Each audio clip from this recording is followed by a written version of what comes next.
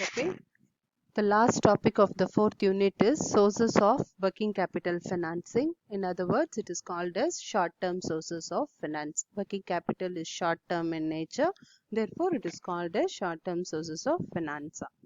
These are the various sources. See, whenever we say sources, you should not just assume that money is coming in. Sometimes when you are not forced to pay immediately, that money is remaining with you. So you have it on hand, is it not? That itself is a finance, a kind of a finance for you. Say, for example, now you are all hearing about the word called as moratorium.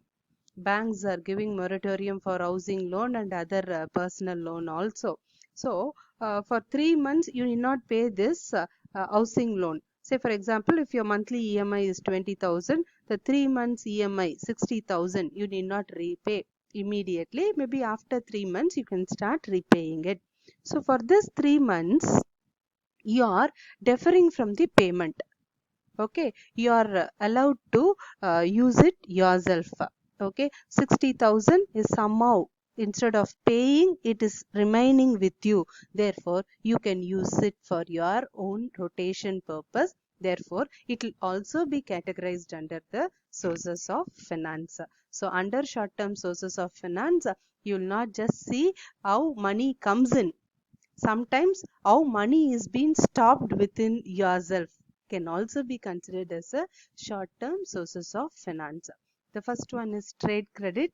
Trade credit arises whenever your supplier gives you credit facility. Suppliers may be giving you 10 days credit or 30 days credit or 60 days credit. Okay, so trade credit refers to the credit extended by the supplier of goods in the normal course of business.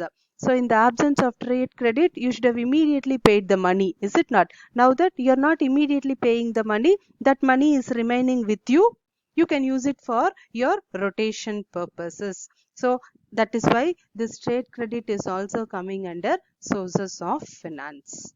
Okay, then accrued expenses and deferred income. Accrued expenses is that outstanding expenses where you're not paying immediately. Outstanding salary, outstanding wages, outstanding electricity.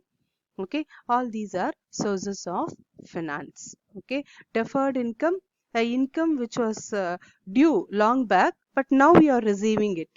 Rent due, okay, or advance rent which you are getting it only now, which was due in the month of January, you are getting in the month of May. That is a deferred income. Okay, so that is also a source of finance. Then bank borrowing, as we all know, here you go to the bank, borrow credit, it is called as a short term sources of finance. This bank borrowing can be in many methods. It can be a small loan taken from the banker. Okay, a secured loan or a bank loan can be taken from the banker, a short term loan, or it can be a cash credit. I hope you would have all heard of the term called as current account. When you go to the ATM, you can see savings bank account or current account. It asks you two questions. Okay, normally we all have, individuals have savings bank account, whereas companies, they have this current account with the bankers. Current account is where you're allowed to draw a limit above than more than your savings in the account. Okay, suppose you have only 10,000 with the bank. Okay, you can be allowed to go for a credit up to even 50,000, depends upon your credit limit. Some companies will be given a credit limit of 50,000, some other company may be given a limit of say 1 lakh or 1 crore. Depending upon the company's reputation, this credit limit will be given. So cash credit is another source of financing that can be obtained from the bankers. Okay, and overdraft, where companies can draw at times over and above the limit. Okay, suppose you have a balance of 1,000, whereas you have issued a check for 1,500. Okay, and when your customer goes and hands over the bill to the banker will honor that 1,500 in place of your 1,000 rupees on the bank. Okay, and later on they'll collect that 500. That is what is called as overdraft. So these are the three ways of borrowing from the bankers, where company can go for term loan, or they can go for cash credit, or they can go for overdraft. And the next one is factoring of receivables. As I have already said, we have discussed in the previous chapter, factoring of receivables, discount factoring. Whenever a factor at the time of receiving the invoice itself, when he releases 80% of the payment, then it is called as discount factoring or advance factoring. Okay, advance factoring comes under the sources of finance. Okay, immediately you are getting that 80% from the debtor. Okay, through a factor you get that 80% of the invoice money, otherwise which was due only after 90 days. Okay, therefore it is categorized under factoring of receivables. And the last one is commercial paper. Though it is not popular in India, it is a US concept. Of late, in India also it is becoming popular under the term called as promissory note, where companies obtains loan from the public. This is only raised by corporates. Corporate raise loan from the public in the form of promissory note.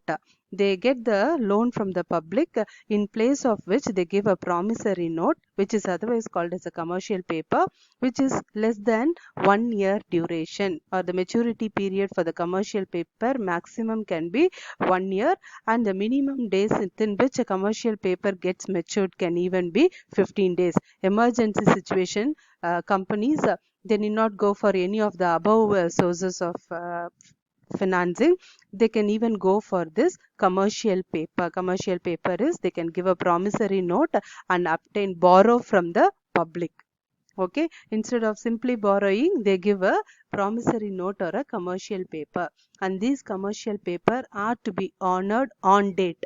If it is 15 days commercial paper, on the 15th day the money has to be paid. If it is say for example, if it is 30 days commercial paper, it has to be repaid on the 30th day. If it is a holiday on the 30th day, on the next following working day the money has to be paid. Okay, so these are the sources of short-term sources of finance.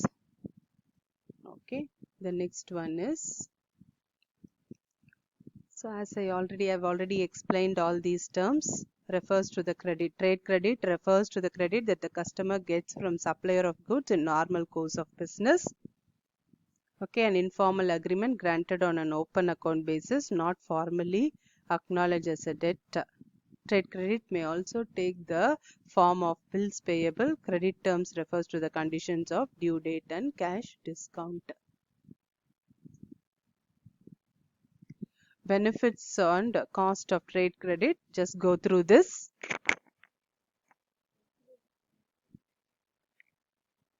Okay, so these are the things you can go through this. Please have a look at it.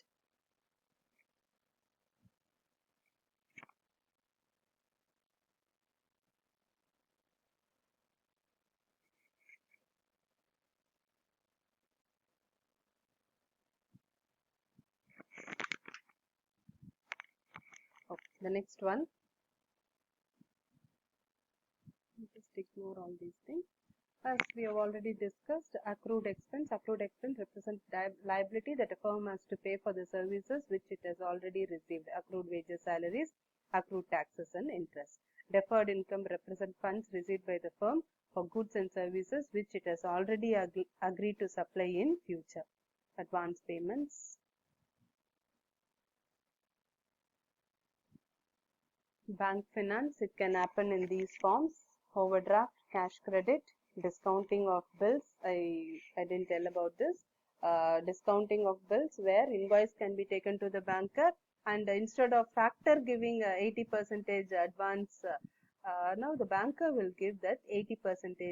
He will discount the 80%. That is what is called as discounting of bills. Invoice can be discounted initially and given the money, and on the due date of the credit maturing time, the remaining 20% or 30%, whatever, will be given back by the banker after deducting their charges. Letter of credit, this happens in all the cross border cross-border sales. Letter of credit. Letter of credit can also be discounted and obtain loan from the bankers. Working capital loan is any short-term loan referred to as working capital loan. Whenever companies go for short-term loan, they need to get they have to give certain security to the bankers. It can be hypothecation of their goods, pledging of the goods, mortgage, or it can be lien. All the more it is that the asset is pledged with the company and they get back the loan. After they repay the loan, all the asset that is being pledged or hypothecated or mortgage can be taken back. Okay, these things are not there in your syllabus. I'm just leaving it. All committee reports. Earlier it was there in your syllabus. Now that they are not. Commercial paper is also one of the sources of finance. Unsecured promissory note issued by firms to raise short-term funds. In India, it was introduced in 1989 on recommendation of the Vogel Committee. Commercial papers sell at a discount from face value.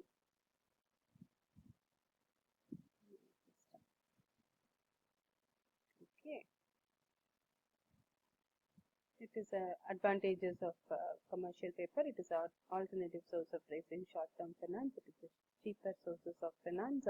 From an investor point of view, it provides an opportunity to make a safe short-term investment of surplus funds. Demerits of commercial paper. It is an impersonal method of financing. A firm facing temporary liquidity problem may not be able to raise funds by issuing new paper.